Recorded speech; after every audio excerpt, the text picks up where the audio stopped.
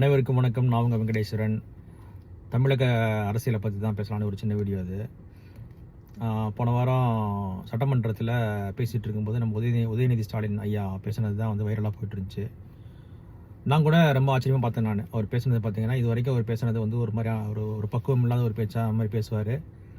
இந்த சட்டமன்றத்தில் பேசுனது பார்த்தீங்கன்னா வந்துட்டு நல்லா மெச்சூராக பேசுகிறாரு. ஓரளவுக்கு வந்துட்டு இந்த தேர்தல் வந்து அவங்களுக்கு வந்து நல்லா பாடத்தை கொடுத்துருச்சு போட்டிருக்குது.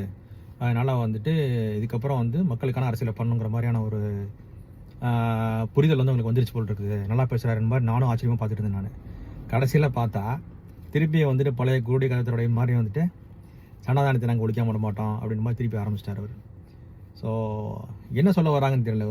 இவர் என்ன சொல்ல வராரு, இப்போ இந்து மக்கள் வந்துட்டு கோயிலுக்கு போகிறது, சாமி கும்பிட்றது இதெல்லாம் வந்து பிடிக்கலையா அவங்களுக்கு? திருவண்ணாமலைக்கு போகிறவங்கெல்லாம் வந்துட்டு போகக்கூடாது, நான் அதெல்லாம் அழிக்காம விட மாட்டேறாங்க அப்படின்னு சொல்ல வராரா? இல்லை திருச்செந்தூர் முருகன் கோயிலுக்கு போகிறவங்கள வந்து நிப்பாட்டிடுவோம், நான் அழிச்சிருவோன்ற மாதிரி சொல்ல வராரா? என்ன சொல்ல வரான்னு தெரியல. சனாதானங்கிறது வந்துட்டு ஹிந்து மத நம்பிக்கை, ஹிந்து தர்மங்கிறது வந்துட்டு அவருக்கு நல்லாவே தெரியும். தெரியாமல் சொல்கிறதெல்லாம் வந்துட்டு அதெல்லாம் சும்மா உருட்டி விடுறதெல்லாம் வந்துட்டு உனக்கு நல்லாவே தெரியும். அது சனாதன தர்மங்கிறது பார்த்தீங்கன்னா ஹிந்து தர்மங்கிறது வந்து நல்லாவே தெரியும். சரி, தெரிஞ்சிருந்தும் வந்து திருப்பி வந்து சனாதனம் நாங்கள் ஒழிப்போன்ற மாதிரி நீ வர்றது அப்போ என்ன சொல்ல வரீங்க? அப்போ நீங்கள் ஒரு நல்ல தலைவன்னா முதல்ல என்ன தெரிஞ்சுக்கங்க. முதல்ல ஒரு நல்ல தலைவன்னா ஒரு குறிப்பிட்ட மதத்துக்கு வந்துட்டு நாங்கள் வந்துட்டு பாதுகாப்பாக இருப்போம், ப்ரொடெக்ட் பண்ணுங்கிற மாதிரி வர்றவன் ஒரு நல்ல தலைவன் கிடையாது. ஒரு நல்ல தலைவன்கிற பார்த்தீங்கன்னா எல்லாரையும் வந்து சமமாக பாதிக்கணும், எல்லாருக்குமான அரசியல் வந்து நீங்கள் பண்ணணும்.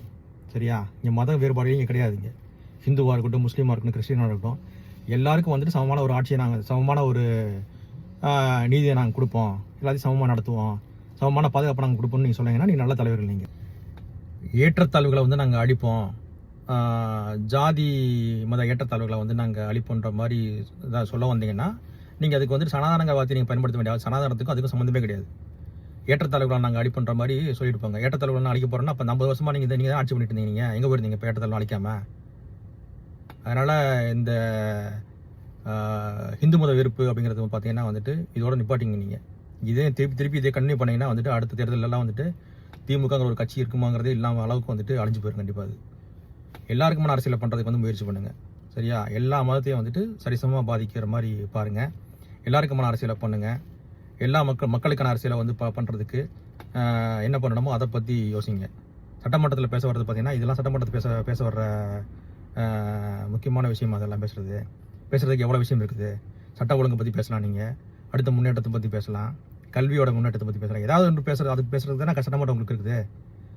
சனாதனத்தை நாங்கள் அழிப்புன்னு பேசுகிறது சட்டமன்றம் உங்களுக்கு இருக்குது. உங்களுக்கு ஆக்கப்பூர்வமான அரசியல் பண்ணுறதுக்கு வந்து என்னமோ அந்த முயற்சி பண்ணுங்க. நீங்கள் இதுக்கப்புறமா திரும்பி பார்க்கலாம். பாய்.